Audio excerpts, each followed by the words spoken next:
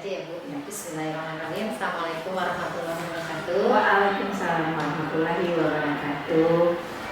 Ibu, perkenalkan saya Ibu Agung, calon guru penggerak angkatan 5 dari SMP Negeri 27 Kota Bekasi. Pada kesempatan kali ini saya diberikan tugas untuk mewawancarai Ibu terkait praktik membuat keputusan sebagai pemimpin pembelajaran di sekolah. Izin waktunya Ibu, apa kabar Ibu hari ini? Baik. Maaf, saya izin untuk mewawancarai Ibu. Ada beberapa pertanyaan yang akan saya ajukan kepada Ibu terkait praktik Ibu dalam membuat keputusan sebagai pemimpin di sekolah. Nah, selama ini bagaimana Ibu mengidentifikasi kasus-kasus di sekolah yang merupakan dilema etika atau rujukan moral? Itu ya, dilema etika atau rujukan moral. Jadi kita kenali dulu apa masalahnya atau apa kasusnya. Nah, dia termasuk dilema etika atau rujukan moral. Baik, seperti itu ya Bu ya. Nah, selama ini bagaimana Ibu menjalankan pengambilan keputusan di sekolah? Menjalankan pengambilan keputusan di sekolah. Jadi pertama ya kita harus tahu dulu. Kita harus mengenal dulu masalahnya atau kasus-kasusnya. Kemudian kita lihat siapa-siapa sih yang terlibat dalam kasus ini. Kemudian setelah itu kita cari faktanya. Nah, setelah dapat faktanya di lapangan, setelah itu baru kita mulai mengambil keputusan. Baik, tadi berarti langkah-langkahnya ya Bu ya, dalam mengambil keputusan. Nah, hal apa saja yang selama ini Ibu anggap efektif dalam pengambilan keputusan, terutama untuk kasus-kasus dilema etika? Ya, pertama adalah efektif itu adalah musyawarah. Bermusyawarah, kemudian bisa berdiskusi dengan pihak-pihak yang terkait. Pihak terkait. Kemudian selain bermusyawarah, apakah ada lagi yang merupakan hal yang Ibu anggap efektif?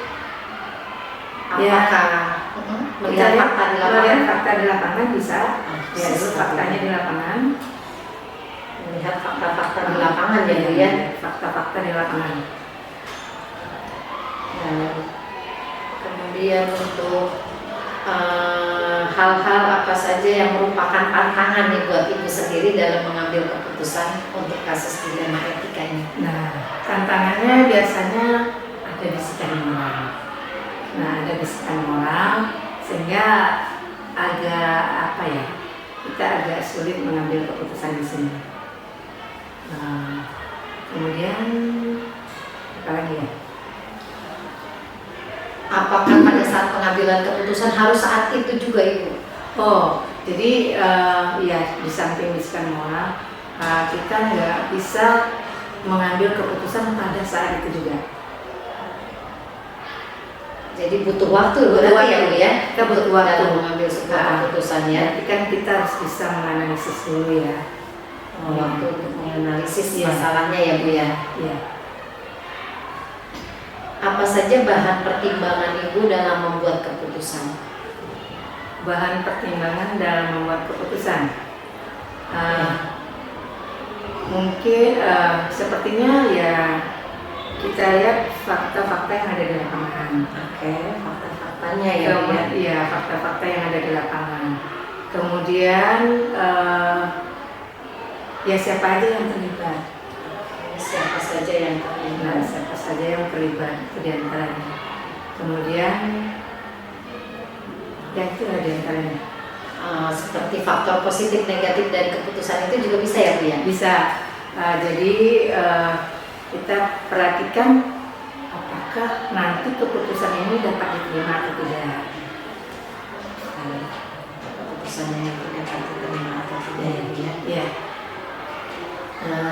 Selanjutnya, apakah dalam mengambil keputusan tersebut adakah seseorang atau faktor-faktor yang selama ini mempermudah atau membantu ibu dalam pengambilan keputusan? Ya, jawabannya ada. Jadi ya? jawabannya ada karena kita suatu lembaga ya, lembaga pendidikan yang di dalamnya ada pegawai yang punya tugas-tugas ya. Yang diantaranya itu ada yang mendapat tugas tambahan yang nanti akan membantu kepala sekolah dalam penyelenggaraan sekolah. Nah, contohnya di situ adalah MDS. Tetapi kalau keputusan yang harus diambil itu adalah berkaitan dengan hal tertentu spesifik gitu ya, misalnya dalam pembelajaran, mungkin kita bisa ini dengan yang membantu itu adalah bisa dengan kurikulum, Dengan pihak kurikulum. kurikulum. Kemudian masalah siswa misalnya. Yang kedua masalah siswa. Nah, ini kita lihat lagi siapa yang kira-kira bisa membantu dalam hal ini terkait ya. Nah, di antaranya adalah wali kelas, guru BK, kemudian dia kesiswaan itu sendiri dan kesiswaan ya. Nah, yang ketiga misalnya kita kasusnya masalahnya dalam masalah keuangan misalnya. Nah, kalau masalah keuangan tentu yang membantu untuk mengambil keputusan yang bisa diajak bicara itu adalah tim keuangan sekolah. Berarti sesuai dengan bidangnya ya, Nah, ya. Sesuai dengan bidangnya masing-masing. Yang ibu ajak bicara itu yang sesuai bidangnya. Iya. Dari semua hal yang telah ibu sampaikan tadi dalam pembuat keputusan tadi, pembelajaran apa yang ibu bisa petik dari pengalaman ibu dalam membuat keputusan sebagai seorang pemimpin? Kita harus ingat bahwa sebuah keputusan itu bisa berdampak luas. Sebuah keputusan yang diambil itu bisa berdampak luas bagi seluruh warga suatu lembaga itu. Nah, kemudian, oleh sebab itu sebagai pemimpin memang kita dalam mengambil keputusan harus berhati-hati. Artinya harus cukup banyak pertimbangan. Yang menjadi bahan pertimbangannya, kalau boleh saya tahu apa saja itu? Yang menjadi bahan pertimbangannya bisa aja kita lihat di lapangan, kemudian kita kembali tadi apa saja yang terlihat, siapa saja yang terlibat, Berarti kembali ke awal ya.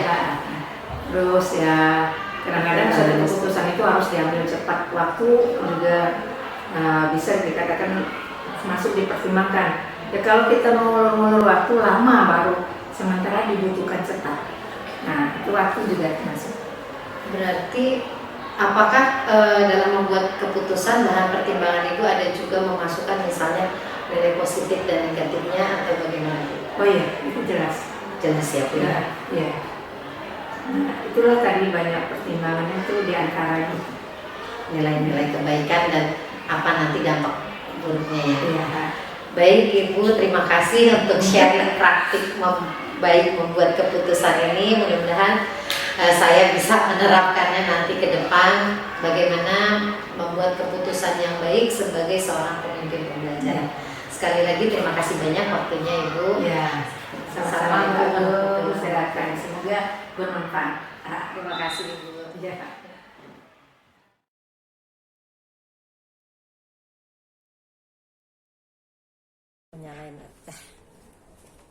Bismillahirrahmanirrahim. Assalamualaikum warahmatullahi wabarakatuh. Waalaikumsalam warahmatullahi wabarakatuh. Terima kasih Bu Agung atas Sama-sama, Bu. kehadirannya bersilaturahmi di sekolah kami. Sebelumnya saya mau memperkenalkan diri Bu Agung ya. Sebelum Silakan, kita Bu. mulai. Yang perkenalkan saya Ibu Dwi Nawangsih. Alhamdulillah dipercaya menjadi pimpinan di SMP Negeri 30 Bekasi. Nah, dari 2020 sampai dengan saat ini, sekarang masih menjadi kepala sekolah di SMP Negeri 30 36 Kota Bekasi. Dan kebetulan alhamdulillah sekolah kami salah satu sebagai sekolah penggerak angkatan 2 tahun 2022. Tentang beberapa masalah di sekolah kami sesuai dengan apa yang menjadi pertanyaan Bu Agung tentang dilema etika. Nah, memang yang namanya dilema tentu harus segera diselesaikan ya, suatu masalah yang harus diselesaikan. Nah, di sini saya mencoba memberikan contoh tentang less learning, karena kita ketahui sudah 2 tahun negara kita hampir semua di Indonesia terdampak akibat COVID-19 yang tentunya akan sangat mempengaruhi kualitas pembelajaran di sekolah. Nah, dengan adanya pandemi tersebut tentunya kan sekolah perlu mengambil langkah-langkah cepat bagaimana supaya bisa diantisipasinya. Nah, sesuai dengan program Kemendikbud, dalam hal ini dari Kementerian Pendidikan, Riset dan Teknologi, bahwa selama pandemi ada kebijaksanaan tentang pembelajaran jarak jauh. Tentunya pelaksanaan di sekolah kami tetap berdasar aturan, juklak dan juknis yang sudah ditetapkan oleh Kementerian. Nah, tentu dalam pelaksanaan itu banyak sekali kendala-kendalanya. Tapi alhamdulillah dengan kerjasama yang keras dari semua pihak stakeholder yang ada di sekolah, hal tersebut bisa diatasi, bisa dilaksanakan dengan baik. Memang ada beberapa kendala, diantaranya karena ini adalah pembelajaran secara online, tentu kendalanya proses belajar mengajar belum maksimal seperti sesuai dengan harapan kita. Kemudian ada beberapa orang tua yang terkendala dengan HP, dengan kuota dan lain. Tapi hal itu sudah diantisipasi oleh Kementerian dengan adanya bantuan berupa paket kuota melalui waktu itu dengan adanya ID belajar. Nah, dari situlah kita memakai sarana dan prasarana yang sudah ada. Itu diantaranya.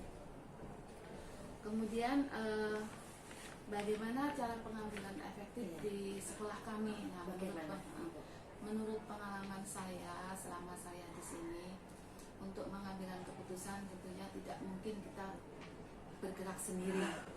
Nah, sebelumnya saya selalu berkomunikasi dengan tim manajemen sekolah yang meliputi beberapa wakil, beberapa guru, ada wakil kurikulum, ada wakil humas, ada wakil sarana prasarana, wakil kesiswaan. Nah, itu saya selalu berdiskusi. Nah, dari hasil diskusi itu tentu ada suatu kemufakatan. Nah, dari situ baru kita nanti sampaikan ke forum melalui rapat dinas di sekolah.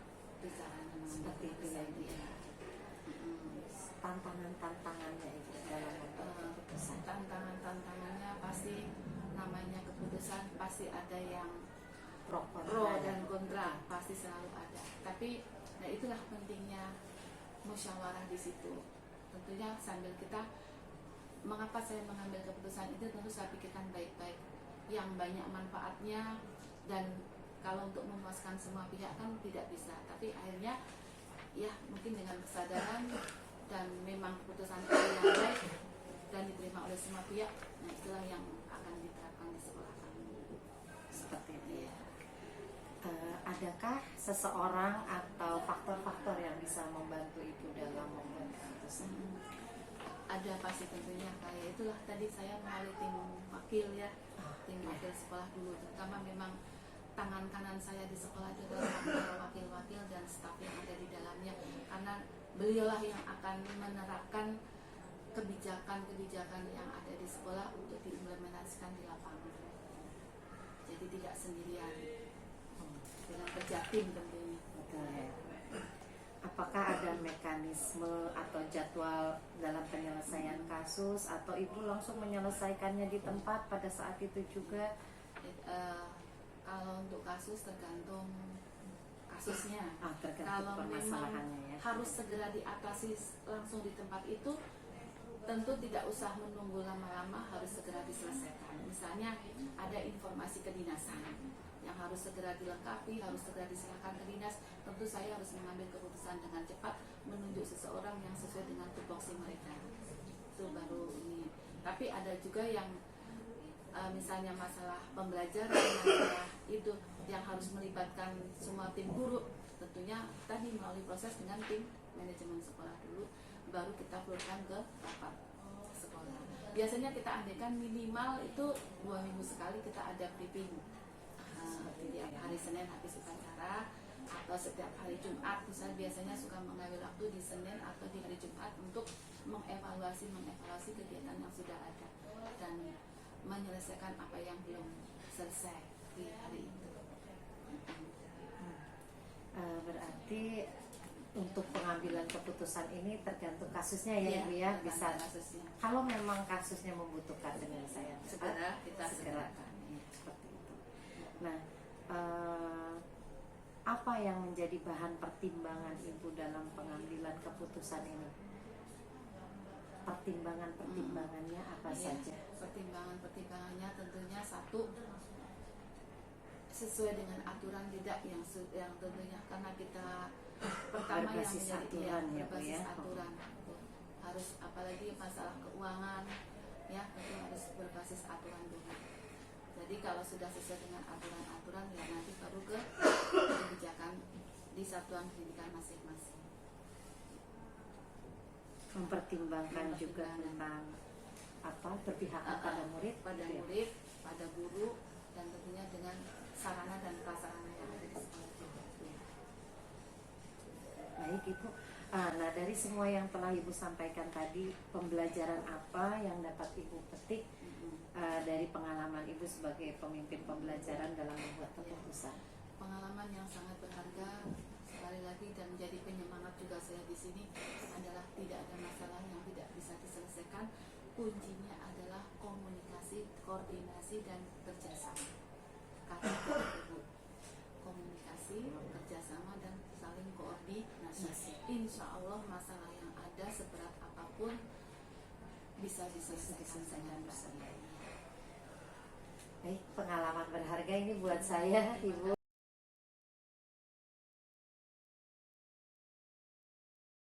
Assalamualaikum Bapak, izin saya Ibu Agung Rusiawati, saya calon guru penggerak angkatan 5 asal Kota Bekasi.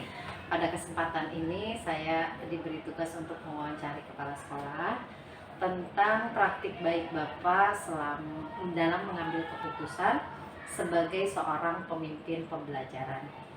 Nah, boleh Bapak memperkenalkan diri dulu? Ya, boleh. Waalaikumsalam warahmatullahi wabarakatuh. Terima kasih Ibu Agung, calon guru penggerak ya. Betul, Iya, Pak. gitu.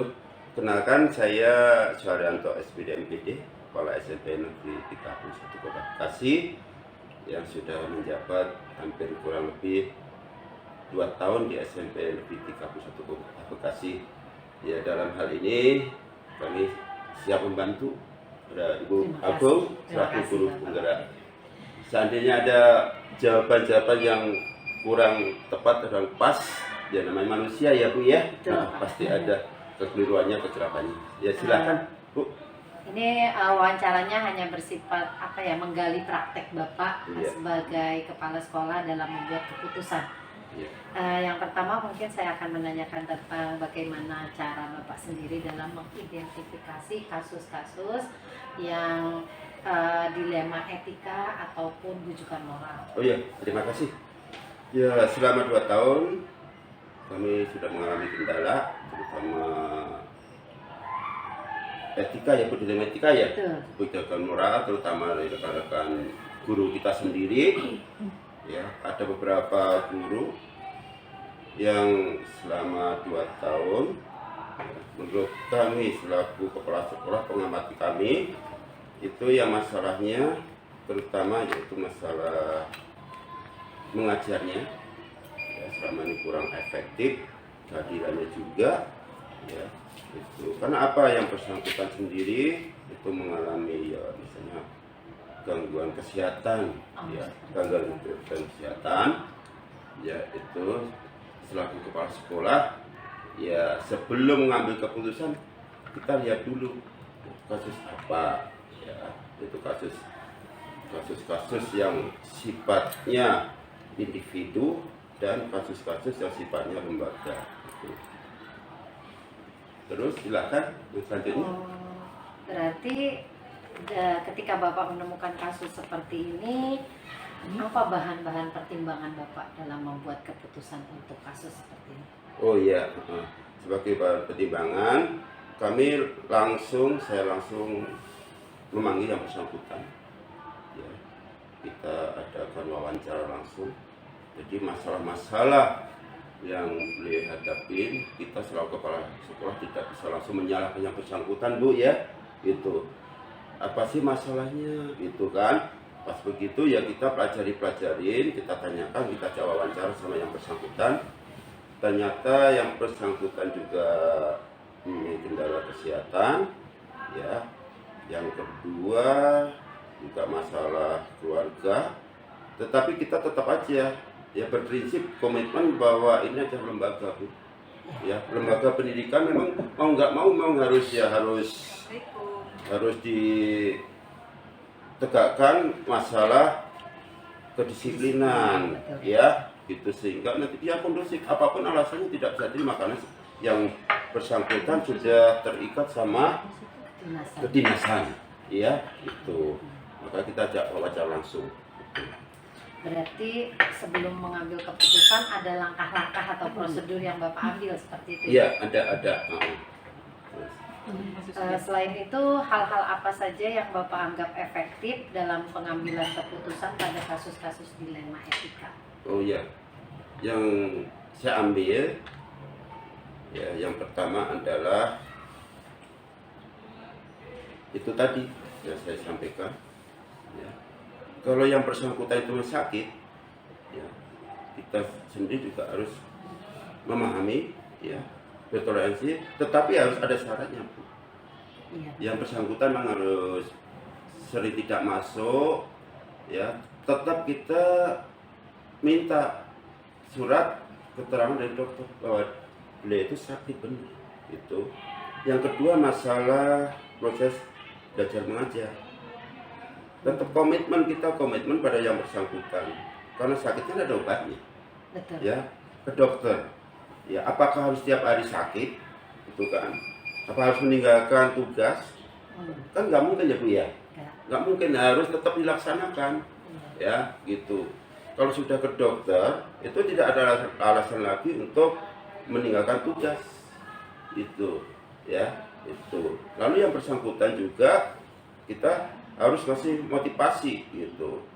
Kalau memang sakit benar sudah nggak mampu, ya harus mengajukan cuti, gitu. Tetap kita bujuk terus, tetap ya kasih motivasi, semangat, cepat sehat dan menjalankan aktivitas itu. Berarti kalau yang saya tangkap keputusan yang Bapak ambil itu lebih berpihak kepada murid ya Pak, pembelajaran ya? Iya. Untuk pembelajaran. Iya, kasihan siswa, Bu. Iya. Kemudian tantangan apa saja ketika mengambil sebuah keputusan? Oh, tantangannya, yaitu tantangannya dari segi moral, Bu, yang paling berat. Pertimbangan Iya, moral. pertimbangan kita itu ya paling berat itu dari tantangan moral kita, gitu. Jadi kalau tatkala kita itu mengambil keputusan ya tanpa melihat moral akan merugikan yang bersangkutan, kan, Bu, ya? Iya. Iya, itu akan merugikan yang bersangkutan. Meskipun ini skupnya di sekolah yang notabene yang dihadapi oleh siswa juga nggak bisa dirugikan itu moral, gitu kan. Takutnya begini, gitu. Kalau tantangan yang masuk ke kita, terutama masalah kehadiran, fingerprint, ya, itu kan itu juga tantangan bagi kita. Seandainya fingerprintnya itu beliau itu sampai gimana ya, sampai mencapai sekian persen, ya, apalagi mengisi si kerjanya itu tidak rutin, ya, akhirnya kan menyangkut paut dengan masalah gaji, Bu, ya kan, gaji, gitu. Tantangan itu yang paling berat bagi saya, gitu, ya, itu. Jadi solusinya ya bagaimana ya? Berarti keputusannya dicari yang terbaik ya? Yang terbaik, ya, Bu, betul, yang terbaik, Bu. Yang terbaik, gitu, ya. Berarti untuk menyelesaikan masalah ini Bapak nggak langsung menyelesaikan di tempat, tapi ada prosedur yang Bapak lakukan ya Iya, sebelum pengambilan keputusan betul, tersebut. betul Bu. Iya, ada prosedurnya. Kalau boleh saya tahu, adakah seseorang atau faktor-faktor apa yang selama ini mempermudah Bapak atau membantu Bapak dalam pengambilan keputusan? Oh iya, terima kasih.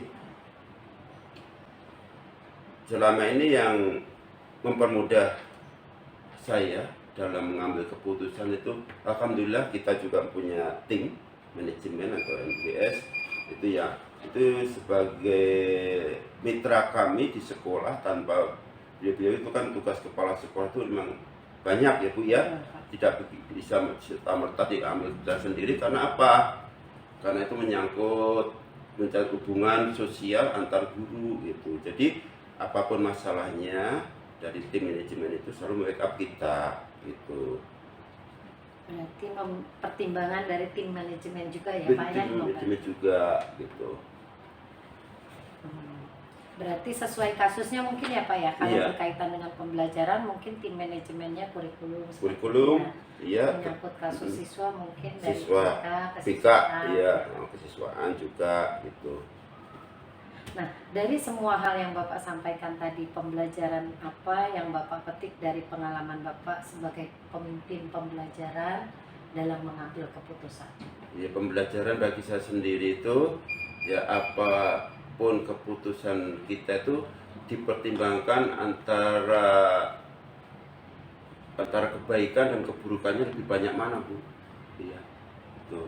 Seandainya itu banyak keburukan, yaitu jangan sampai pembelajaran ini merugikan banyak, termasuk teman-teman, jangan merugikan rekan kita sendiri, terutama tenaga pendidik, juga siswa. Itu. Tadi apa lagi? Tadi agak sedikit pembelajaran yang Iya. meringankan atau apa tadi Bu? Artinya keputusan yang Bapak ambil itu seperti win-win solution ya, jalan Iya, tengah. jalan tengah, betul. Jadi peduli kepada sesama pengajar juga, kemudian kepada siswa Siswa juga, juga seperti gitu. itu ya. Iya, betul Bu. Jadi kebaikan dan keburukannya benar-benar dipertimbangkan. Dipertimbangkan itu antara kemudaratan dan manfaatnya itu Bu. Iya.